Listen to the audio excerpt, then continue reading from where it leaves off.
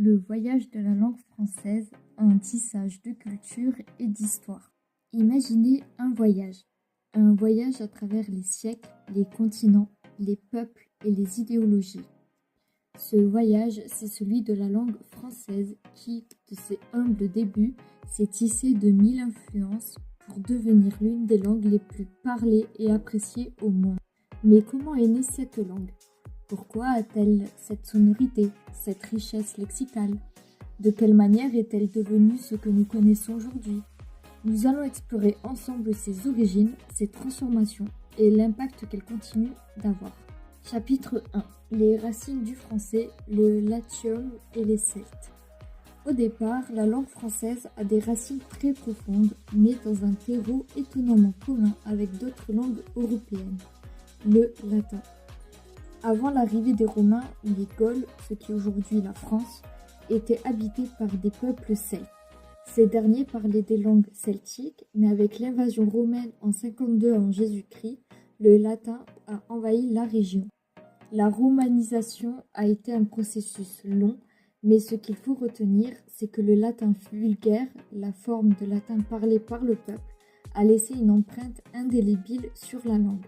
Les Romains ont fondé de nombreuses villes et fortifications, et peu à peu, leur langue s'est imposée. Le latin n'est pas resté figé, il a évolué en fonction des régions, des usages et des influences extérieures. C'est ainsi qu'un latin particulier, celui des habitants de Gaule, a évolué pour donner ce que l'on appellera plus tard le gallo-roman. Chapitre 2. Le mélange des cultures, la naissance du gallo-romain. Le gallo-roman est l'étape cruciale de la naissance de notre langue. Ce n'est pas une langue en soi, mais plutôt un mélange des influences latines et des particularités locales.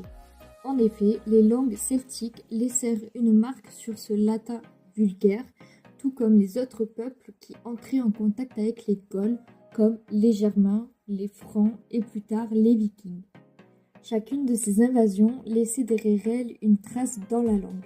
De nouveaux mots, de nouvelles structures grammaticales. Mais il ne faut pas oublier la culture chrétienne qui s'est imposée après l'arrivée du christianisme au IVe siècle. L'Église, les moines et les abbés ont joué un rôle clé dans la transmission de la langue à travers les écrits et les prières.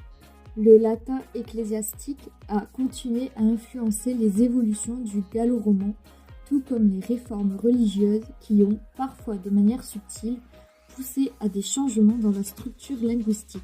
Chapitre 3. Le français médiéval, des chansons et des poèmes. Nous sommes au